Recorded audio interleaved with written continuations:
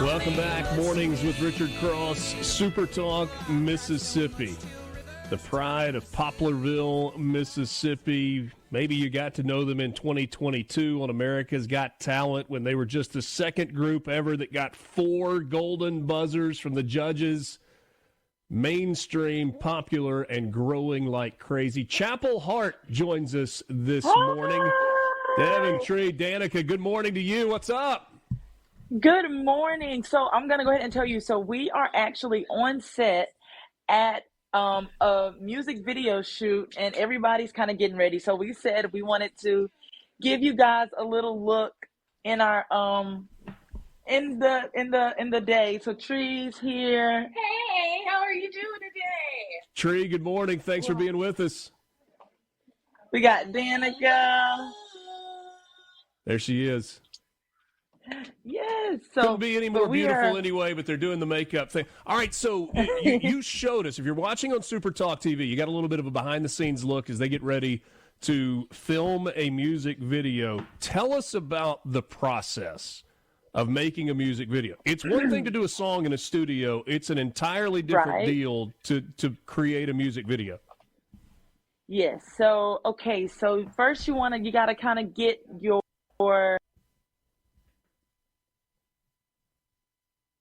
Uh-oh. We lost you for a second. There we go. Got you back. Let's try again. Okay, sorry. So whenever you're doing the music video, you have to get like your concept. What do you want the video to be about? And then you kind of go through the process of getting all the things you need for the video, finding out who's going to be the director, or if you need cast members or hair and makeup or whatever it may be. And then it's just kind of an all-day process once you get all of that together and going and flowing.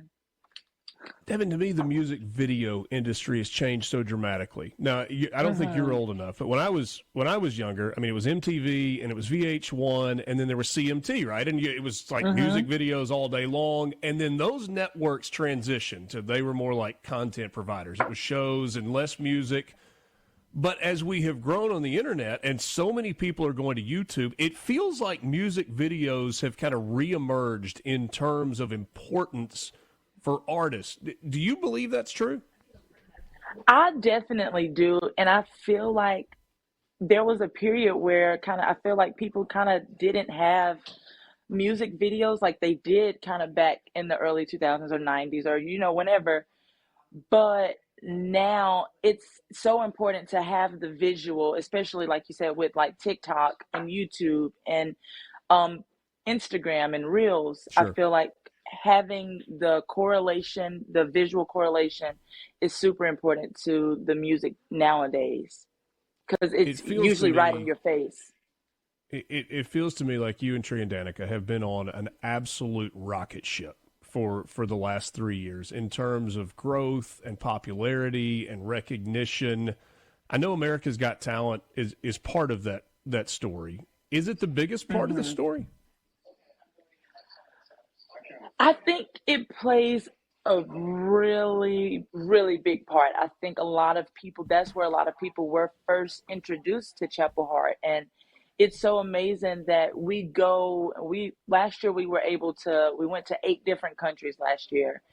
And we would go to like the airport in Japan, and one of the ladies that was working the counter, she recognized who we were. Like, so America's Got Talent is played all over the world. And so it's like people all over are still being introduced to who we are because, like I said, somebody just the other day said they just saw it for the first time. And so I definitely think AGT played a huge role in that. Do you know my friend Steve Azar? Have you met Steve along the way? Yes. So everybody loves Azar. And I asked him this question one time, and I'm curious your take on it. When you've had the kind of success that you've had in a short period of time, how do you fight against the emotion of, hey, we made it, all the hard work was there, versus continuing to work and continuing to push in the way that got you to this point so that you're not just one hit wonder is not the right word, but not a flash in the pan, but something that is sustainable over a couple of decades. How do you do that? I think we've seen so many artists. I feel like history always repeats itself, and I feel like it can be here one day and gone the next. So it's really up to you, and I think you have to determine how far you want to take it. And I think if you know that you want to kind of take it far, you know that you just have to continue to work and continue to always want to get better and to take it to the next level, figuring out what the next level is at each level. And so I feel like it kind of helps you not become stagnant, and it always keeps you moving. Take me back to the very beginning. Maybe even back in the days when Hyperfly was the name of the group before you transitioned to Chapel Hart. When this first started, what was the dream? So even I wasn't here when it first started. It started out with Danica and Trea, and Okay. they just decided, let's start busking on the streets of New Orleans. And from there, I think that's whenever they kind of realized, like, hey, this can really turn into something, or, this can be something someday. And then from there, from busking on the street, they moved indoors to like playing actual venues in the city and just getting to build a fan base and go. But I think even then, it still didn't feel like uh, a it could be like they could make a career out of it even at that point. And then I joined the band in 2018. Now I don't want to say I was the one that made. Oh, here we go. Here we go. I love it. She said, saying, I'm just saying.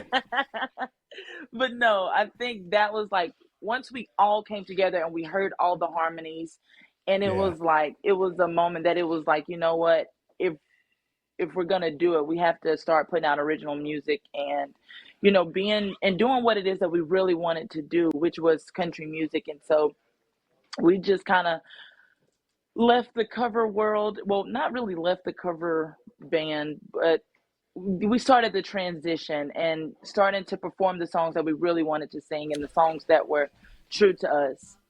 And you know what? That's such an interesting transition for me for a music group, because you have writers, you have groups that want to perform their stuff. But in the early days for a band, you're playing for an audience and they want you to sing somebody else's stuff. And you might even do it better than somebody else has done when you're in that cover world. How hard is that transition, especially with an audience, to take them from, oh, sing this song we love that they did, to, no, you sing me your song? We were very, very nervous, because one thing about our fan base, especially our fans in New Orleans, like, they are very honest. And all of our fans are super, super honest. And if they don't like something we put out, they're going to let us know. And so, like you said, they were used to us doing cover songs all the time, but now we are putting our original music at their feet. Like, this is what we have, and we hope you like it. And I think when we first made the announcement that we were making the transition and making the change, a lot of our fans were like, I don't know, but we love y'all, so we're gonna rock with it and just kind of see where it goes. And they did, and they loved what we put out. And so it was like, we're gonna keep putting out the music that feels authentic to us and the music that feels real to us, and talking about our stories and growing up in Mississippi. You did something last October, and I'm sure it was recorded sooner than that a lot of bands do. I just wonder if it's intimidating, because there is so much Christmas music out there, and every band feels like they have got to put out a Christmas album. Heartfelt Family Christmas released last fall. Was that a fun project, and did it feel intimidating because there's so much Christmas music there? It was extremely intimidating. And me personally, that album stressed me out to my core. Really? it stressed me out. Christmas music is so hard to sing because it's like the classics. You don't want to mess Yeah, it up. that's right. And so it's like I don't I it was very intimidating, but we were super blessed to have all of the artists that we did to feature on the album, and it turned out to be more amazing than we could have ever hoped for. Davynn, tell me what's the song that you're doing the video for today? Oh, it's a secret. can't we say that? can't we Okay. can't say anything yet. All right. But Well, we're going to follow up. We're going to follow up. We can't wait to hear Okay. about it. New Orleans Jazz Fest coming up. That's huge. So proud of your success, continued success, and can't Thank wait to talk to you. you again soon. All right, we'll talk to y'all. Chapel Hart, Davynn, Trea, Danica. Trea and Danica working on the makeup, getting ready for the music video shoot. We're going to find out later what that music video is. We'll wrap up Mornings with you next.